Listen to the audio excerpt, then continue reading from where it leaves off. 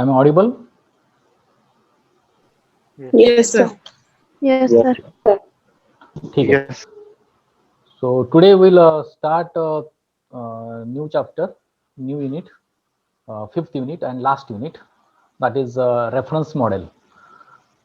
In reference model, we'll see two different models of protocol. That is OSI reference model is one, that is 5.1 unit point.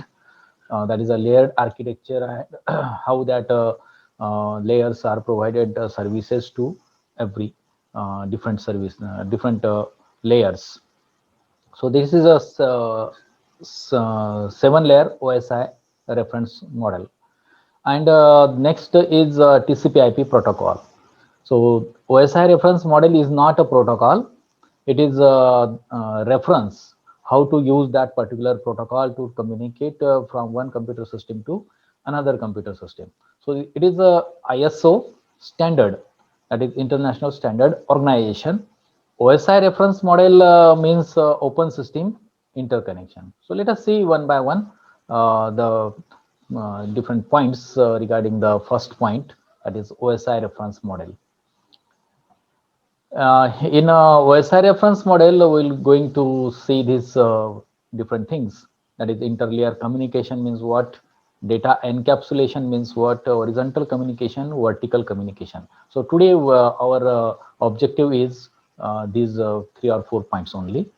And then actual working of all these 7 layers, that is a physical layer, data link layer, network layer, transport layer, session layer, presentation layer, application layer.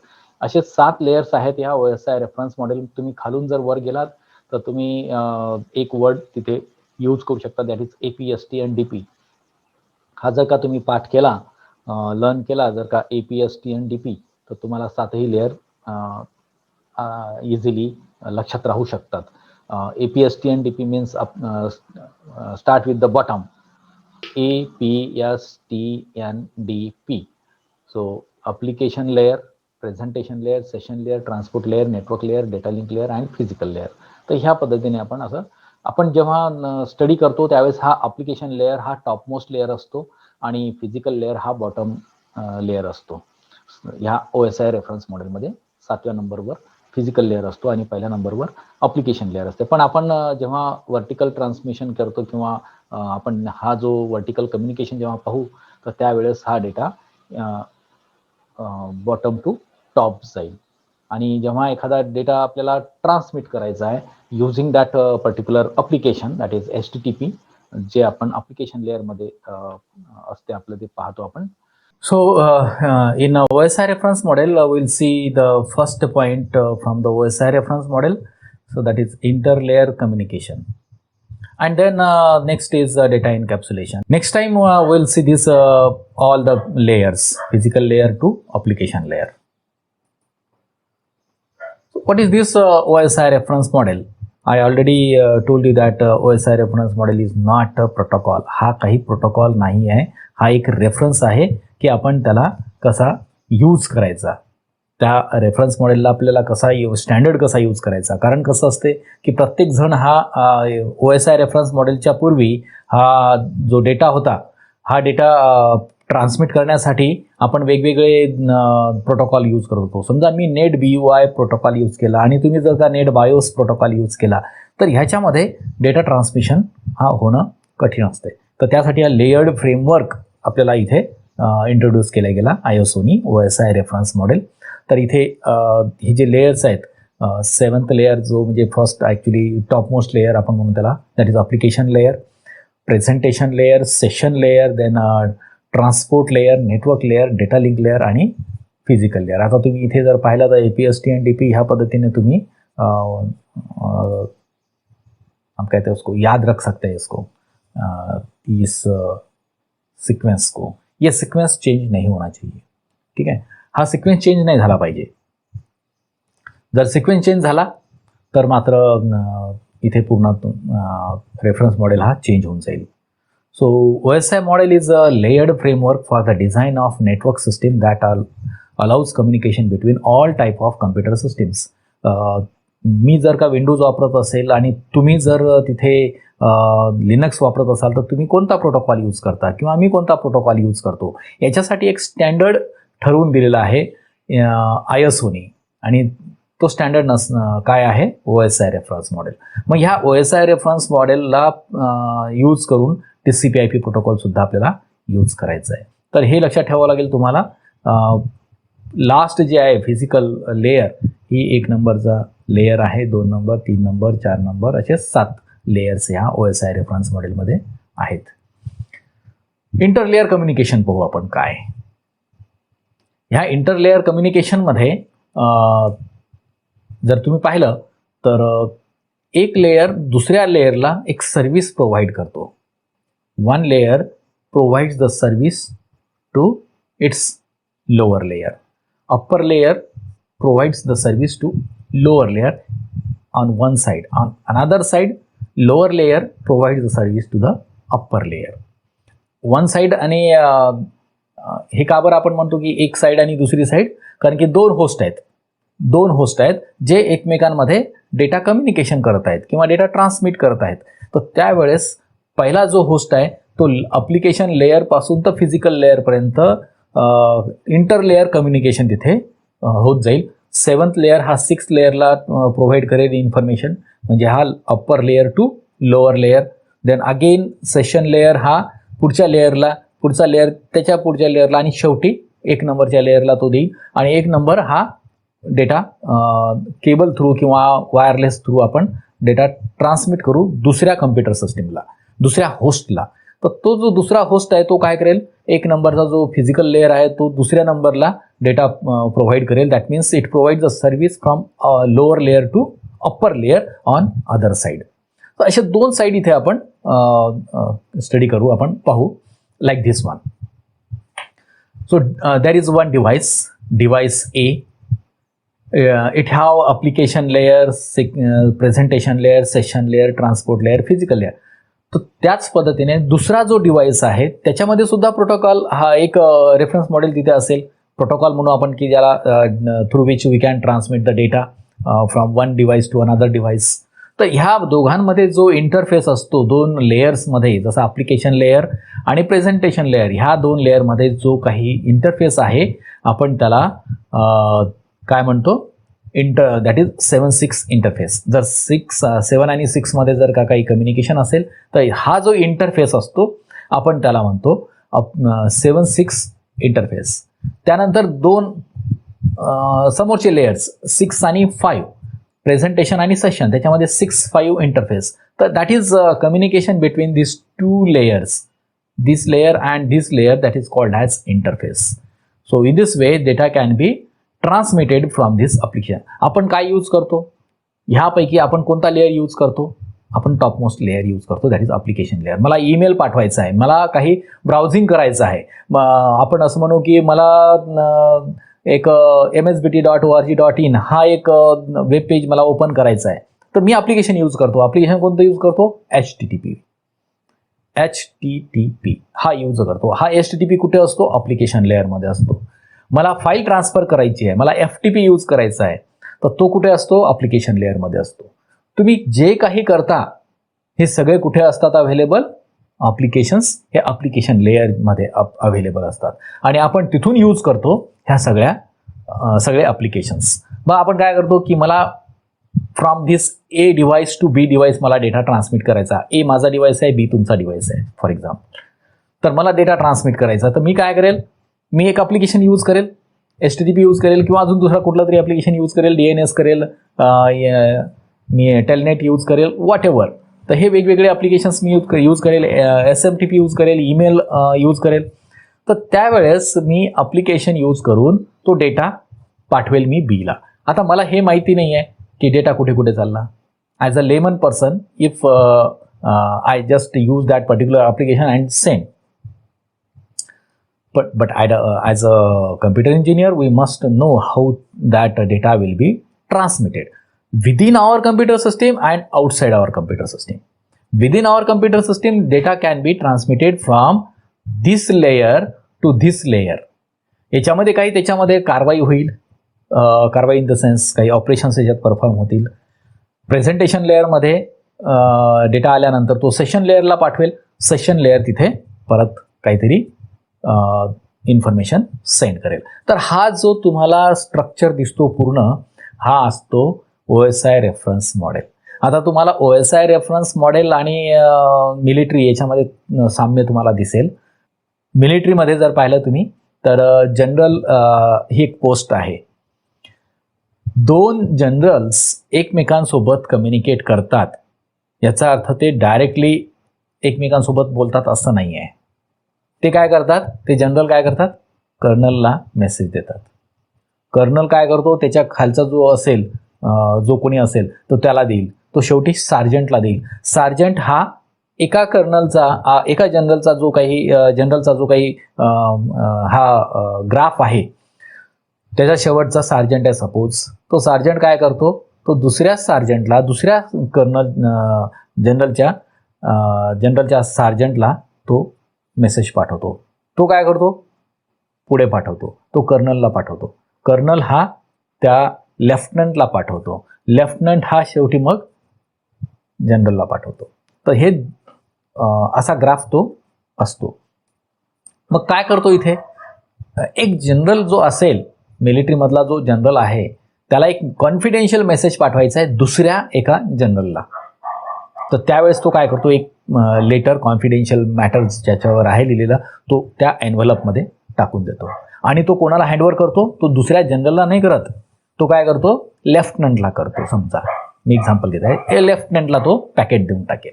मग packet त्याच्यावर काय करतो, तो address लिहितो कोणाचा, next जनरलचा आणि स्वतःचा सुद्धा. आपण म्हणतो ना to and from one general to another general and handed over to lieutenant. मग लेफ्टनंट काय करतो, तो तशाच्या तसा देत नाही तो पॅकेट. तो काय करतो, त्या पॅकेटला, त्या एन्व्हलपला आपल्या स्वतःच्या एन्व्हलपमध्ये टाकतो आणि तिथे आपला नाव लिहितो, from this lieutenant to another lieutenant. आणि तो हँडओव्हर करतो तो कर्नलला. मग कर्नल काय करतो, सेम पॅकेट तो स्वतःच्या पॅकेटमध्ये टाकतो आणि त्याच्यावर आपला ॲड्रेस टाकतो, आपलं नाव, दिस कर्नल टू दॅट कर्नल. मग कर्नल काय करतो, तो पुढे पाठवतो. शेवटी सार्जंट काय करतो, स्वतःचं पॅकेट घेतो एन्व्हलप आणि त्याच्यात तो नाव टाकतो आणि त्या दुसऱ्या याला देऊन टाकतो सार्जंटला. तो सार्जंट फोडतो, त्याच्यावर दिसते कर्नलचं ॲड्रेस, तो कर्नलला देतो. मग कर्नल काय करतो, दुसऱ्या साईडला तो कर्नल काय करतो, तो पॅकेट ओपन करतो, एन्व्हलप ओपन करतो, त्याच्यामध्ये त्याला लेफ्टनंटचा ॲड्रेस दिसतो, तो लेफ्टनंटला पाठवतो. लेफ्टनंट त्याला ओपन करतो, हा तर जनरलचा आहे, तो शेवटी जनरल. म्हणजे हा झाला व्हर्टिकल कम्युनिकेशन. आणि लॉजिकली आपण काय म्हणतो, एक जनरल दुसऱ्या जनरलला कम्युनिकेट करत आहे, दॅट इज हॉरिझॉन्टल कम्युनिकेशन. ठीक आहे. याच्यामध्ये जर तुम्ही पाहिला आता पुढे, तर हे झालं हॉरिझॉन्टल कम्युनिकेशन. मला असा डेटा ट्रान्समिट करायचा आहे from device A to device B. हे लॉजिकल, याला आपण म्हणतो peer to peer protocol. 7th layer peer to peer protocol used and that is always logical. Okay. आणि फिजिकल काय आहे, मग वर्टिकल जे आहे ते फिजिकल आहे. तर ह्या अशा प्रत्येक लेयर्समध्ये, presentation layer to presentation layer, application layer to application layer, presentation layer to presentation, session to session, transport to transport, हे असं प्रत्येक पीअर टू पीअर प्रोटोकॉल इथे एस्टॅब्लिश होते. आता ही आणि शेवटी physical layer to physical layer direct. So हा जो आहे हा डायरेक्ट नाही आहे, हा इनडायरेक्ट आहे. आपण असा we are just thinking that transport layer is transmitting data packet to transport layer of the next host. पण इथे फिजिकल लेअर काय करतो, डायरेक्ट कम्युनिकेशन करतो, transmit data from one physical layer to another physical layer. Cable, आपण त्याला म्हणतो cable. From the cable, data can be transmitted to another physical layer. Okay, so that is a simple hierarchy of any organization. कुठल्याही ऑर्गनायझेशनमध्ये हे असं चालते, पण मिलिटरीमध्ये हे स्ट्रिक्टली फॉलो होते, म्हणून मी मिलिटरीचं तुम्हाला एक्झाम्पल दिलं. त्यानंतर डेटा एनकॅप्सुलेशन. आता डेटा एन्कॅप्सुलेशन जो आहे हा एकदम सिम्पल कॉन्सेप्ट आहे. आता मी तुम्हाला जे एक्झाम्पल दिलं जनरलचं आणि कर्नलचं, लेफ्टनंटचं आणि सार्जंटचं, 2 मिलिटरीमधले 2 ट्रूपमधले 2 वेगवेगळे जनरल्स आहेत. तर जनरल काय करेल, तो लेफ्टनंटला देईल, लेफ्टनंट हा कर्नलला देईल, कर्नल हा पुढच्या व्यक्तीला देईल, तो पुढचा व्यक्ती शेवटी सार्जंटला देईल. तो स्वतःचा ॲड्रेस तो ॲड करत जातो and that is nothing but encapsulation. That is called as data encapsulation. आता आपण computer network point of view आपण डेटा एनकॅप्सुलेशन कसं असते ते पाहू. Data encapsulation is the process by which the protocols add their headers and footer to the request generated by the application. हा स्वतःचा address टाकणं म्हणजे काय, स्वतःचा हेडर आणि फुटर म्हणजे काय, डेस्टिनेशन ॲड्रेस, हेडर म्हणजे काय, सोर्स ॲड्रेस. तर सोर्स ॲड्रेस कोणता आणि डेस्टिनेशन ॲड्रेस कोणता हा जेव्हा ॲड केला जातो त्या डेटा पॅकेटला आपण त्याला म्हणतो data encapsulation. So that is called as data encapsulation. तर डेटा एनकॅप्सुलेशन कसं होते ते पाहू आपण आता. अप्लिकेशन डेटा आहे, अप्लिकेशन लेअरमध्ये जो काही असेल आपण त्याला काय म्हणू, अप्लिकेशन डेटा. आता ह्या अप्लिकेशन डेटामध्ये अप्लिकेशन डेटा काय करेल, हा जो काही अप्लिकेशन लेअरमधून जो आलेला आहे डेटा, तर त्याला अप्लिकेशन लेअर काय करेल, हेडर जोडून देईल. तो कोणाचा ॲड्रेस देईल, ट्रान्सपोर्ट लेअरचा, म्हणून आपण त्याला म्हणतो transport header. When the request reaches the अप्लिकेशनच्या खालचा काय, ट्रान्सपोर्ट लेअर आहे. When the request reaches the transport layer protocol add its own header to the request. Transport layer तिथे ॲड करून टाकेल. मग हा अप्लिकेशन डेटा तर फिक्सच आहे कारण की तो अप्लिकेशन लेअरमधून आलेला आहे. मग ट्रान्सपोर्ट लेअरचा जो डेटा आहे तो कुठे जाईल, पुढे जाईल, अजून पुढे. That is the transport layer protocol after adding its header passes the request to the network layer. त्याच्यानंतरचा लेअर कोणता आहे, समजा नेटवर्क लेअर आहे, तर नेटवर्क लेअर तिथे ॲड करेल, पाठवून देईल. तो नेटवर्क लेअरला काय मिळेल आता, application data, transport data, transport header. मग अप्लिकेशन लेअर काय करेल याच्यामध्ये, तो स्वतःचा हेडर टाकून देईल, नेटवर्क हेडर. तर नेटवर्क हेडरमध्ये तेच डेटा पॅकेटमध्ये जे काही कंटेंट्स असतात, 2 कंटेंट्स म्हणजे आतमधला कंटेंट्सचा अप्लिकेशन डेटा आहे, पण आजूबाजूला जे आहे हेडर आणि फुटर जे आहेत दॅट इज नेटवर्क हेडर. तर हा नेटवर्क हेडर स्वतःचा ओरिजिनल जे काय आलेला आहे त्याला तो ॲड करून देईल. So this is nothing but a data encapsulation.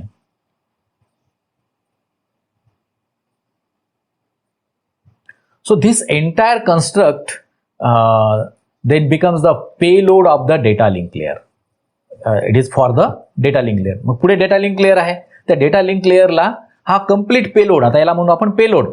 Payload contains the whole information, that is headers of the various layers and original data.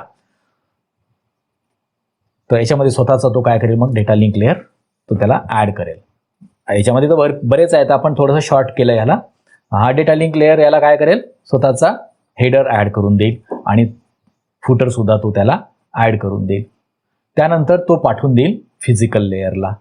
जेव्हा फिजिकल लेअरला हा डेटा चालला जाईल तर तो फिजिकल लेअर कुठलाही ॲड करत नाही, it accept as it is, म्हणून इथे आपण पुढचा कुठलाही घेतलेला नाही आहे याच्यानंतर. So this entire construct then becomes the payload for the data link layer protocol, which typically adds both header and footer and transmit to the physical layer.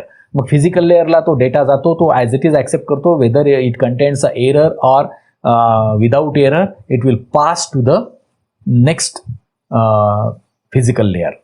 मग आता पुढचा physical layer ला जेव्हा डेटा जातो त्यावेळेस काय होईल, मग डेटा एनकॅप्सुलेशन झालेला आहे, तो काय करेल, त्याला डिकॅप्सुलेशन करेल. म्हणजेच काय की पुढे गेल्यानंतर एक हेडर काढून टाकेल, तो अजून पुढे जाईल, नंतर दुसरा हेडर काढून टाकेल. असं करत करत शेवटी ॲप्लिकेशन लेअरला तो डेटा पोहोचून जाईल. So that is nothing but data encapsulation. तर ह्या डेटा एनकॅप्सुलेशनमध्ये हॉरिझॉन्टल कम्युनिकेशन आणि व्हर्टिकल कम्युनिकेशन हे दोन्हीही चालतात. हे असं जे चाललं, so that is vertical communication. आणि जेव्हा एक फिजिकल लेअर दुसऱ्या फिजिकल लेअरला जेव्हा डेटा देतो तो दॅट इज हॉरिझॉन्टल कम्युनिकेशन. आता आपण पाहू हॉरिझॉन्टल आणि व्हर्टिकल कम्युनिकेशन काय आहे. आता तुम्हाला कळलं असेल हॉरिझॉन्टल कम्युनिकेशन हे व्हर्टिकल कम्युनिकेशन. तर व्हर्टिकल कम्युनिकेशन हे इंटरफेस थ्रू होते. आणि that is physical interfacing and horizontal communication, that is logical communication. So this is horizontal communication while this is vertical communication. आधीचं horizontal communication होतं आणि हे vertical communication आहे. तर ह्या पद्धतीने हा डेटा जातो. हे हेडर ऍड होत जातो ह्या डेटाला. प्रत्येक लेयर हा स्वतःचा हेडर तिथे ऍड करतो आणि तो पुढे पुढे पाठवत नेतो. So this is nothing but data encapsulation. आणि पुढे जेव्हा तुम्ही राईट साईडला पाहता तेव्हा एक एक हेडर हा रिमूव्ह होत जातो. ठीक आहे. तर इथे आपण पाहू आता परत एकदा लॉजिकली हे कसं होते. D7 म्हणजे हा डेटा आहे आणि त्याला हेडर आहे H7. तो झाला D6ला गेला तो as a D6 data. Next लेअरला सिक्स लेअर काय करेल तिथे हेडर लावून दिला आपण त्याला H6 म्हणू. हा झाला D5. हा कोणाला जाईल? हा D5ला जाईल. म्हणजे नेक्स्ट हा D5 झाला हा नेक्स्ट लेअरला जाईल म्हणून त्याला आपण D5 म्हणू. तो 5th लेअरला जाईल.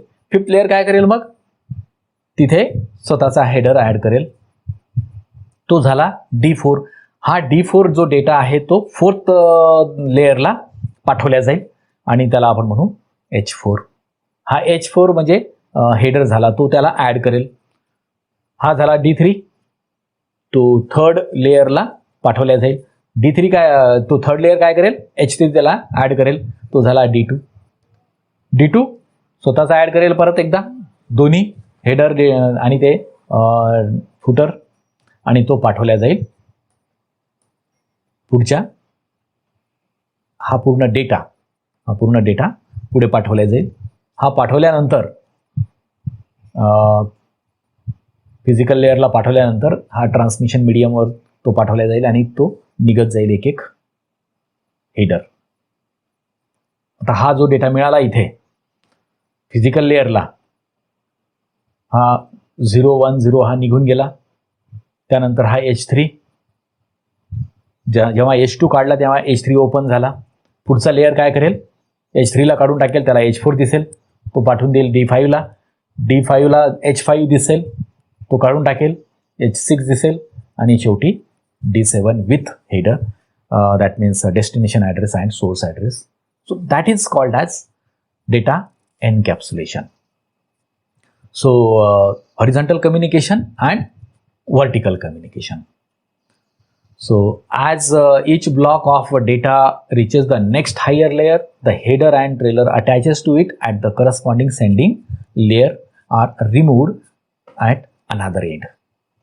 So in this way, this particular topic we conclude here. In next lecture, we'll see the different responsibilities, specific responsibilities of each layer, that is APSTN DP. तर इथे मी आता स्टॉप करतो आणि अटेंडन्सला जातो.